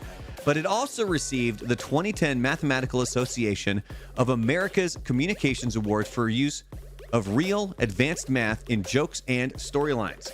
The most famous example is the Futurama theorem from the episode The Prisoner of Benda, which used real mathematical principles to solve a brain-swapping problem. Now, that theorem was actually created by one of the show's writers, Ken Keeler, who has a PhD in applied math. Wow. Jesus. So the whole you. thing is it's with how many moves would it take to swap these brains and get everybody back into their original bodies? Was the whole premise there. All right, next up. Futurama predicted real-life scientific discoveries years before they happened. Fact or fiction? Lan. Fact. Frank? Fact or fiction? I'm gonna fiction. Lan. Bringing it in. The show has several examples of predicting real science before it became a reality. In A Clone of My Own, Professor Farnsworth uses dark matter fuel. Years later, physicists discovered dark matter may actually exist. In I, Roommate, Fry and Bender argue about the eye colors of Vincent van Gogh's paintings, which wasn't widely discussed in art history until years later. And the biggest one, in 2018, scientists discovered the shape of the universe might be more of a donut shape, something Futurama joked about back in 2003. It's like it's The Simpsons. It's a Homer. It's almost like they got smart people working on these shows. All right, final one. The show has been canceled and revived more times than any other animated series. Frank, fact or fiction? Oh, I'm gonna go fact on that. Lan, fact or fiction? Fact. Yep. Has to be a fact. I mean, Family Guy had a run there at the very early on, but Futurama has been canceled and has been brought back more times than almost any other show, and it's the most of any animated show. So it originally aired 1999 to 2003 on Fox.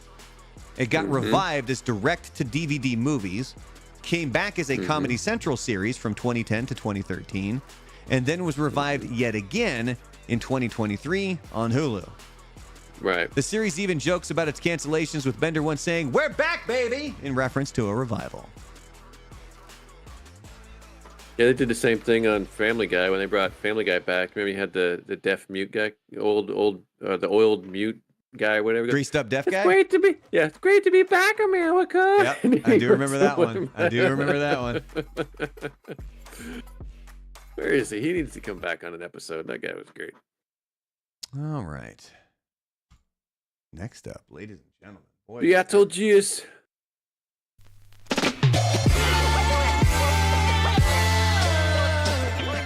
Fact or fiction, ladies and gentlemen, about Beetlejuice. Although I guess Beetle would not be the correct one because it's two E's in there.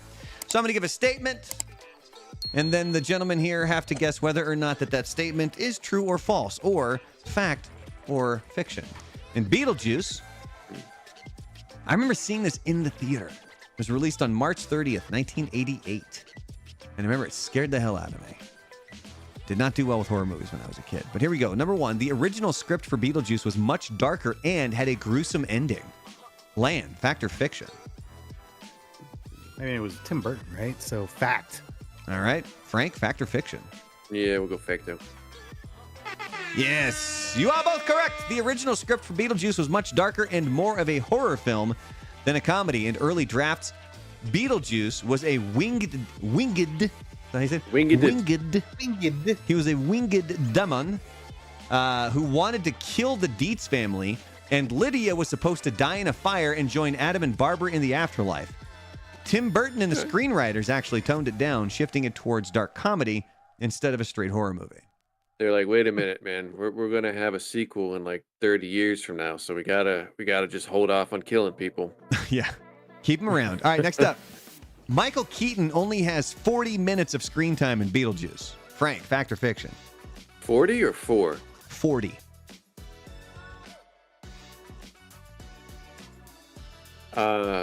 Fiction. 'Cause I think it's less. I was gonna say, I think it's less.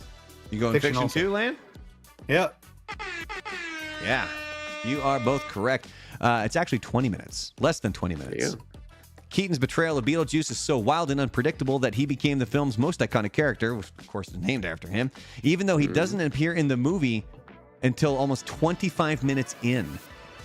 His performance was mostly improvised, and he described Beetlejuice as having lived in every time period, but no time period. Next up, the studio originally wanted Sammy Davis Jr. to play Beetlejuice. Land, fact or fiction? I'm going to say fiction. Frank, fact or fiction? That's a fact. Yeah, Frank is right. Before Michael Keaton was cast, the studio suggested legendary entertainer Samad Devas Jr. For the role. Tim Burton rejected the idea, feeling that Davis was too much of a Vegas-style performer for what he envisioned. Other actors considered include Bill Murray, Robin Williams, and even Christopher Lloyd, but Keaton's chaotic energy won him the part. I could see Robin Williams. That's about Listen it. here, Out of those. babe. Like Sammy Davis Jr., that just seems completely wrong. Right? Like, that not even character. close I mean, to what the finished product You was. you could knock one of his eyes out though, because No. His Got one of glass those? eyeball. yeah, he's got a glass on. That would have played. That would come in cool. Yeah, babe. All right, here we go. The movie originally had a happy ending where Beetlejuice and Lydia got married. Frank, fact or fiction? Oh. Fiction? Land, fact or fiction? Fact? Frank gets the point. While Beetlejuice does try to marry Lydia, the movie was never supposed to have a happy ending where they actually end up together. However, one early idea had Beetlejuice getting trapped in the afterlife and becoming more of a misunderstood anti-hero. The ending Like that we the got, cartoon. Lydia happily coexisting with the ghosts of Adam and Barbara while Beetlejuice gets his head shrunk in the waiting room, was more in line with Tim Burton's dark humor style. Have you guys ever had a Zagnut? I just remember that. I always think of Zagnuts when I think of this movie. I had one as a kid, and they're friggin' awful. I don't think I ever have. They're not good. But that Coconut and peanuts. This Yeah, is it's not good. that's something that we should bring up. Is just the most obscure candies, because when you said that, do you know what it immediately made me think of? These Was that- nuts. No, half baked. Oh, Remember? Abba Zabba, Yabba you my Dabba, only you friend. my only friend. Yabba Dabba was good. All right, final one. Catherine O'Hara, who played Delia Dietz, only agreed to do the movie because her husband convinced her. Fact or fiction, Frank? I'm gonna go fact on that one. Land, fact or fiction? Deets nuts. Deets nuts. Fact. Fact. Yeah. Yes, you are correct. Catherine O'Hara was not interested in doing Beetlejuice at first, but her husband, Bo Welch, the film's production designer, convinced her to take the role. O'Hara later said she was grateful she took the part because it became one of her most iconic roles and led to her long-standing collaboration with Tim Burton. She was also one of the voices in The Nightmare Before Christmas. Her performance Sally. Her performance as the bizarre, neurotic Delia Dietz is now a fan favorite, especially her legendary dinner scene with. Hey-oh. There it is. Was she Sally? Hold on, She hold was on, one of the hold on. kids. Hey-oh. It didn't echo enough. Ah. And it was completely out of tune. Oh yeah, she was. Yeah, she was also Shock. Yeah, she was Sally and she was Shock. One of the kids that sings Sandy Claus. The girl with the witch. What? I think she was the voice of the girl, the witch. Yeah. Sorry, I didn't follow your train of thought there. Plus, she was Kevin McAllister's mother. She went. No shit. Oh, we did it again! All right, The Matrix, ladies and gentlemen. Here's some fact or fiction. I'm going to tell a statement, and these guys have to say whether it is a fact or it is fiction. Kicking things off, Will Smith was originally cast as Neo, but he turned it down to star in The Wild Wild West. Frank, fact or fiction? That's fact. Land, fact or fiction? Yeah, I think that's fact. The Wachowskis. That would have been horrible. Yeah, originally offered the role of Neo to Will Smith, but he turned it down to star in The Wild Wild West. The Wild Wild West. Smith later admitted Smith later, oh, Jesus, Frank, hold on. Smith later admitted he didn't fully understand the concept of the movie and thought it sounded too weird. He later joked that Keanu Reeves was the better choice anyway because, quote, if I had done it, then Morpheus wouldn't have been played by Lawrence Fishburne. It would have been Val Kilmer, and that just doesn't work. All right, what are you saying, Frank? Apparently, there's talks of doing a reboot in which Will Smith is looked at as to being the Neo character in the reboot. So he might get the shot of being what he missed out on. His wife was in it. Yeah. Not the original, but the crappy ones. Yeah. All right, next up. Wife in quotation marks. My wife. My wife. What'd she call? She got into alopecia. An entanglement. Oh wait, what? She got into the entanglement. Oh, when that basically with the other guy. Yeah, when that kid basically slipped and fell in her vagina. Yeah, that thing. Yeah. Got in an entanglement. God. That happens sometimes. Though. Do you know that she used to be in a metal band? Really? Yes. She came to Florida when we were down there. I cannot remember the name of it though. Screaming Banshees? No. Lying Bitches? Whoops. Manipulative Wicked Wisdom. The name of the band was Wicked Wisdom. And I remember... Was she the lead singer? Yeah. Entangled Coochies? So they had her, like, they were touring with Ozfest. And so they let some of the radio station people, they got on the bus. And, of course, she wasn't there. It was just the band. And it was just the guys who just basically play all the instruments so she can go fucking scream on a microphone before yelling at her husband to go slap Chris Rock. Next up. The green falling matrix code is actually just random computer-generated symbols. Land, fact or fiction? Fact. Frank, fact or fiction? Yeah, didn't you do a thing on that one time about the menu or whatnot? Maybe I'm testing to see if you guys watch my videos. I'm gonna go. Videos. Fiction. Frank gets the point. It is fiction. So the green rain code, and this is where there's a little bit of turmoil. So essentially, it's sushi recipes, and it all started out with Simon Whiteley. He was the production designer who made the code. He revealed that his wife had a sushi book, and he scanned those in digitally, but and this is where people who obviously can read that, they're like, well, no, it's not because it doesn't read into anything. That was the beginning premise of it, and then he altered them, and then that's what the code ended up becoming as the digital rain for the Matrix. Digital rain, Used to be my digital rain. screensaver. What's that, Lan? So it used to be my screensaver. Ooh, remember when you used to buy screensaver packages? Yeah, and wallpaper shit. Yeah. Oh god. All right, next up, Keanu Reeves had to learn kung fu from scratch and trained for months before filming. Frank, fact or fiction? He was kung fu fighting. That is correct. Fact. All right, Lan, fact or fiction? Fact. Yep, you both get the points. So he had no formal martial arts training. You ready for this picture, Frank? Yeah. There you go. I know kung fu. He and the cast trained. I tried to get that one, but it was just super grainy, and it was the resolution was too small. Whoa, I know kung fu. He and the cast trained for 4 months straight under legendary fight choreographer Yuen Wu-ping. Yes, there you go. How do you say his first name? Yen Wu-ping. Whoa, I know kung fu. Who worked on classic Hong Kong action films. Reeves trained while recovering from a neck injury, which later limited his movements and forced the fight team to adapt the choreography for him. Next up, the movie's famous bullet dodging scene was created using CGI, and Keanu never actually performed the move. Lan, fact or fiction? Fiction. Frank, fact or fiction? Yeah, I'm pretty sure that's fiction too. Yeah, CGI was used. I know kung fu. Keanu Reeves was actually performing the move on a wire rig. Change picture?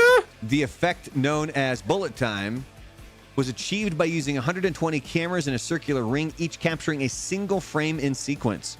The technique revolutionized action filmmaking and became one of the most copied effects in movie history. And this always makes me think, legitimately, after this movie, everybody was movie was doing it. Yeah. Everybody was. Can you think of another movie with something like this that so quickly became mimicked by everybody else? Star Wars. Or what I was gonna say, Which aspect? Like, what do you like? the practical effects of the models. Yeah. Man, I could see that. The opening scene, the ship. You got a bunch of sci-fi's now. I mean, Alien did that. Where it starts with just bunch the of 'em. opening ship coming Yeah, in. like Yeah, cruising over you. Yeah.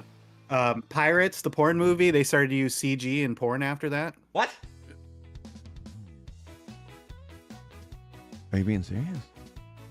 Yeah, look it up. Look it up. Pirates. It was like it was. I had it on Blu-ray. Fantastic movie, by the way. Digital dicks? Hold on here. Digital dick. Digital dicks? What? The upside down Digital pickle. dicks. All right. Final one after we just figured that out. Here we go. The actors were required to read Simulacra and Simulation, a dense philosophy book before filming. Frank, fact or fiction? I'm gonna go fiction. Lan, fact or fiction? Fact. You are correct, sir. Yes. The Wachowskis required the cast to read the book by Jean Baudrillard. I don't know if I'm saying that right. Sorry, what now? Jean Baudrillard. Because if I would say it like Blah, blah, super blah. like English American, that's Jean Baudrillard. Baudrillard. Baudrillard, which might actually be what it is. It's a complex book about reality, illusion, and how media shapes our perception of the world. In the movie, when Neo hides a stash of illegal software, he places it inside a copy of that very book as a nod to the film's deeper themes. Lawrence Fishburne, who plays Morpheus, read it and understood it, but Keanu Reeves admitted he barely got through it before giving up. Oh, I don't understand. He's like, whoa. Hey, fact or fiction for you, Goat. Yeah. We went to the movie theater not to see this, but we ended up seeing this. I thought we went to go see that. I'd say it was fact, wasn't it? Or fiction? I can't remember. I just remember us being like, oh, I guess we'll go see The Matrix. I remember the one thing I do remember. I think it was we intended to go see it, but I remember Fitz, Alan's brother-in-law, was all about it, man. Like, because I remember being in your parents' basement, and the trailer came on, and Fitz was like, "Everybody be quiet!" And he like told everybody to shut up, so that we could all sit and watch the trailer for The Matrix. And he's like, "That movie, man, that one, dude. We were outside having a cigarette." Like legitimately, and he saw it, and he opened the door and yelled at everybody to be quiet so he could watch the trailer. Very loud. And now he thinks that Keanu Reeves is like horrible. Like he doesn't like Keanu Reeves Why? in that or in John Wick. Why? I don't know. I think he's crazy. Who hurt him? John Wick is great. I know. He's hurt amazing you? in John Wick. Oh, I mean, yeah, his acting sucks, but that's not what but the movies are about. who gives a Yeah. shit, right? It's about shooting people in the face. Yes. I do want. I do want to rewatch all the John Wicks. I don't even think I've seen. I've seen one. I haven't seen the latest. I've seen one, and I think most of two, and then bits and pieces of all the other ones. But I because I do want to go. I want to see Ballerina when it comes out. Yeah. The one with Ana de Armas. Mm-hmm. That's gonna be worth. Yeah, I it. want to see that one too. That's gonna be nice. Oh yeah, she's so hot. Moving on. Which one's my? Hold on. That's the good one. Here we go. Christopher Walken. All right, Frank, give me your impersonation. I'm gonna do Christopher Walken movies, and I'm Christopher Walken. Lan? Let's see. I've got a fever, and the only cure is more cowbell. It's prescription. The only prescription is more cowbell. Look, guys, let me tell you. Here we go. It's March 31st, 1943. Christopher Walken, real name Ronald. Did you know that? Walken? Yeah. Or his name? His real name's Ronald Walken. Oh, okay. Ronald Walken. Ronald Walken. Guys, let me tell you, this watch Dude, I'm telling you, the two guys with the story, it's Jay Moore, and then who's the other one that you bring up, Frank? Who's the other guy? It was Kevin Pollak. Yes, both Yeah. of them with their stories with Christopher Walken are just They're freaking great. hilarious. So we're going to do a movie draft here for Christopher Walken, where basically we do it draft style. As you can see, based on the points, Frank has won today, so it's going to go Frank, then Lan, then myself. We do it draft style, so once a movie is chosen, it's off the board, ladies and gentlemen. Nobody else gets to pick it. So coming up first, and we're trying to build the ultimate triple feature. Frank, what is your first Christopher Walken movie? I'm gonna go with Batman Returns. Son of a bitch! I knew that was coming, man. I knew that one was coming. Because oh wait, hold on. I didn't have time to download the posters yet, so I'm just doing them on the fly. Batman Returns. Look, it's Bruce Wayne, guys. I can occasionally hit on a Christopher Walken impersonation, but it's far too infrequent, man. You and the mask, it's not good. It's very bad. No one can see your face. All right, well, Frank is going. Oh wait, no, I don't want Batman Forever. It's And we Batman want Returns. to see your face. It's all about the face, you know. The girls, they love the face. All right, there's your Batman. All right, Lan, you're up, buddy. Unfortunately, I knew that's the one that I was saying before the live stream started. That's the one I knew Lan wanted to pick. Stolen. I'm gonna go Wayne's World 2. Nice. Oh, very nice move. Oops, hold on. Wayne's World. By I the think way, that's- nobody's gonna guess my third one. I think that's when his like comedy kind of started, like his comedy movies, because I don't think there was anything before that. And then, you know, he really went into comedy a little more after that. And they don't have a good fucking. Oh, here we go. This doesn't work. This will work. So did you know that essentially Mike Myers stole the idea for Dr. Evil from Dana Carvey? Yeah, there was a sore spot with them for years.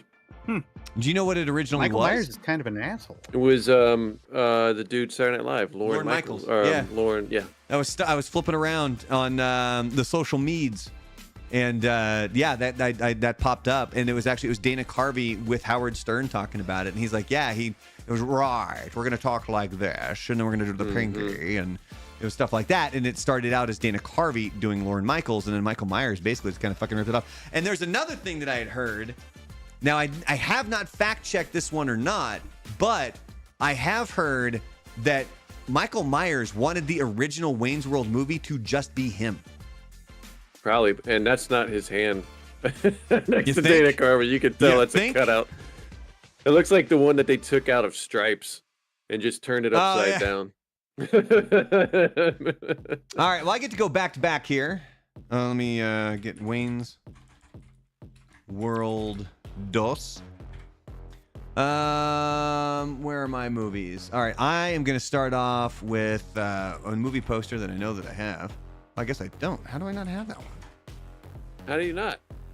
Well, What are we doing? by God, I'm going to download it right What now. are we doing? What movie do you What are think I'm we going doing? with? What do you think I'm going with? I don't know. Joe Dirte. Not Joe Dirt 2. No, Joe Dirte. Joe Dirte.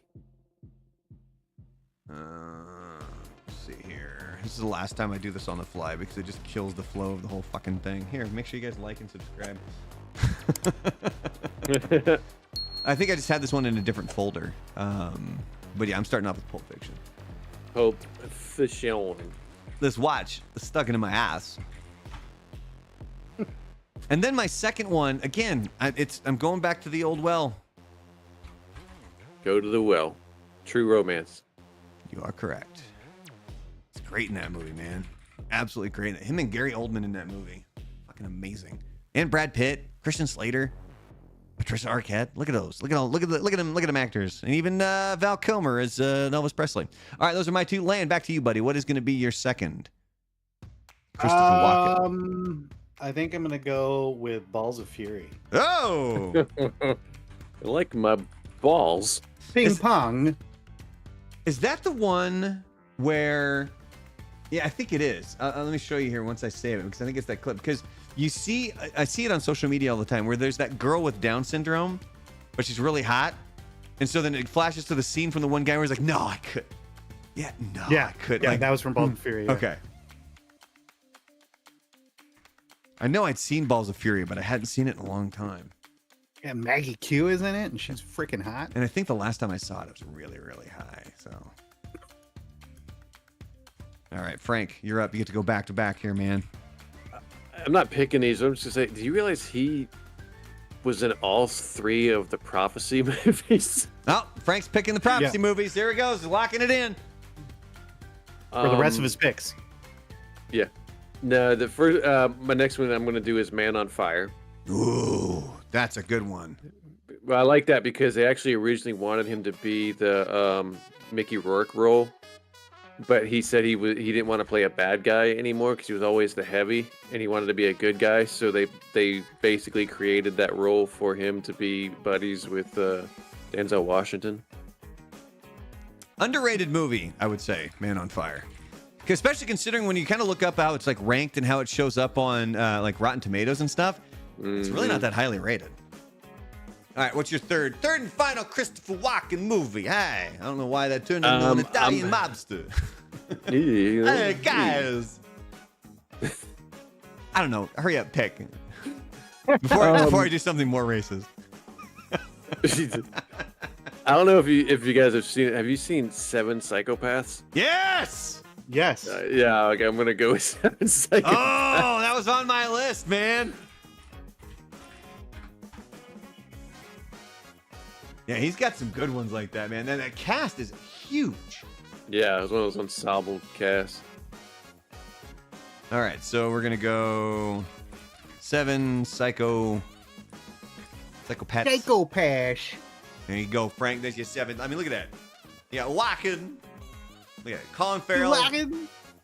Walken. Sam Rockwell. Woody Harrelson. Tom Waits, for crying out loud. Yeah, Look Tom at that right Waits there. is in that. Whoever the hell Olga Kurilenko is. Yeah, I don't think it did well at the so hot. box office, but it was a real good movie.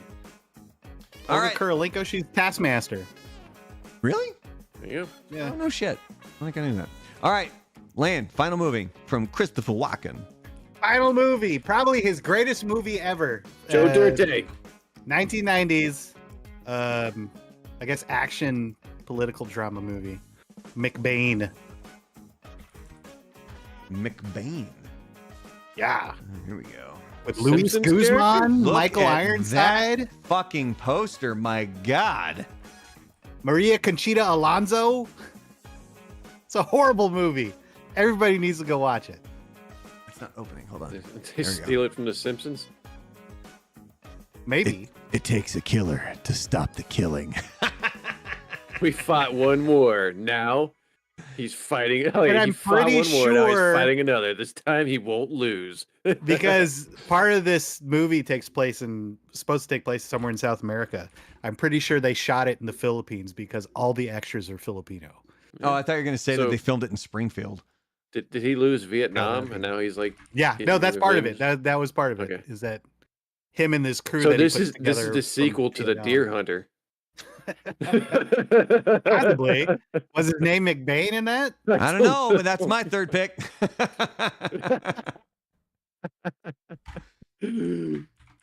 McBain. And then finally, we wrap things up with the Deer Hunter. All right, so here are our triple features. Frank's got Batman Returns, Man on Fire, and 7 Psychopaths. The one that I was also thinking about grabbing was Suicide Kings. It's the one where they take him hostage. That's a good one. You know what? King of New York. Lan has Wayne's World 2, Balls of Fury, and McBain. And then I have Pulp Fiction, True Romance, and The Deer Hunter. And that is going to do it for this live stream, ladies and gentlemen, boys and girls, because guess what? We're going to be off for a fairly extended amount of time here. I'm loading up all my content towards the end to get through the end of March. So we got some vacations coming up, and we're moving. So you'll notice that this whole background going to look different the next time that we're on live because it's going to be a different house. But on that note, anything you guys would like to say for the next month that you want to leave out there? Happy birthday. That's right. I have my birthday coming up, and happy birthday to you, buddy. Hey. End of March. All gifts can be given. Also, by the way, fucking go to YouTube and watch my shit. YouTube numbers are down.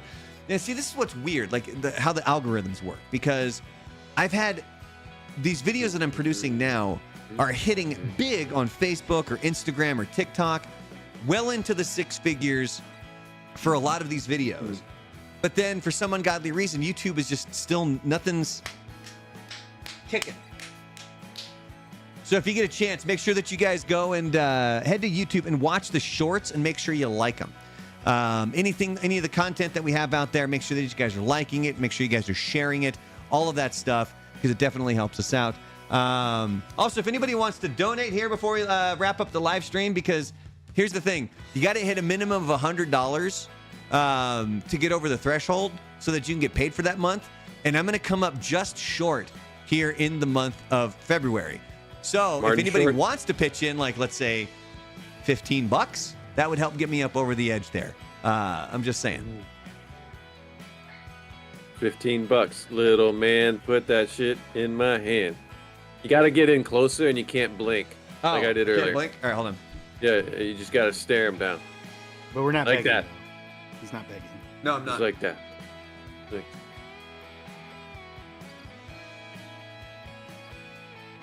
This could be an album cover. But also on a side note too, we are looking to do the movie club. If you already are a member of the channel, thank you, much appreciated.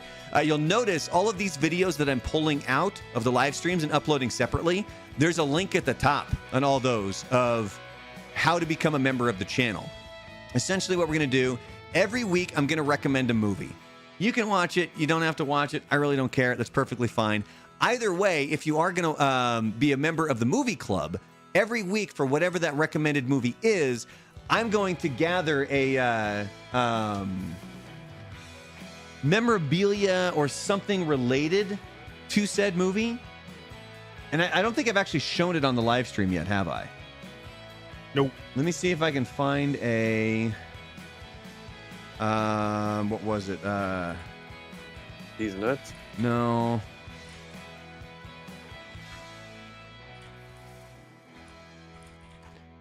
Let me see if I can find it. I think it's on Amazon.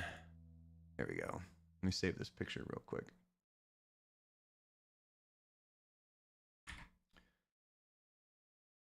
Let's do that. Let's do that. We do that. Then we go back here, and then we go here.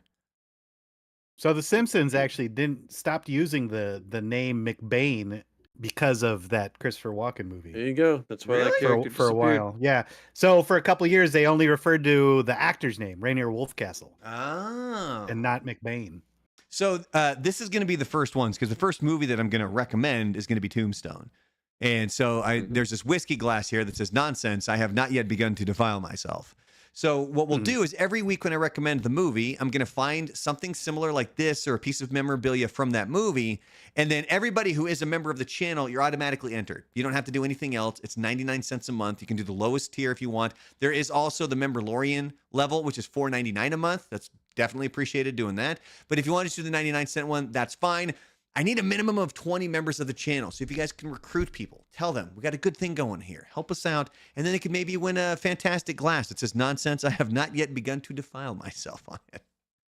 But on that note, oh wait, I'm not even showing it to you guys. Look, right here. Here's the glass. Picture. Jesus, there it is. So that's the whiskey glass that I'm going to be giving out here, but we got to get more people who are members of the channel. So if you guys can help out with that, it's much appreciated. But on that note, have a fantastic month coming up. Spring break's coming up. Be safe, especially if you're traveling. Whatever you got going on, make sure that you're enjoying it. Check out the social medias at The Real Brandalorian, pretty much wherever you are. TikTok, Instagram, Facebook, YouTube, you call it. Frank, what's your social? I don't. All right, good call. Land. J Sharp 850 on Instagram. I don't know. Wow. At Big Land PDX. On Instagram. PDX. It's a sex thing, by the way. It doesn't stand for Portland. It's a sex thing. Yeah, it's not the Portland Airport. at We're all. gonna put it up on Urban Dictionary. The PDX is what can we call it before we wrap up? I wanna get this PDX. It's about PDX. Some sort of Stands like for- public. It could stand for public display of affection Yeah, because the Timbers keep on getting fucked. in public, where you cross streams. Anyway, have a great night. Have a great March, and then we'll be back soon. Make sure you guys are clicking that bell so you know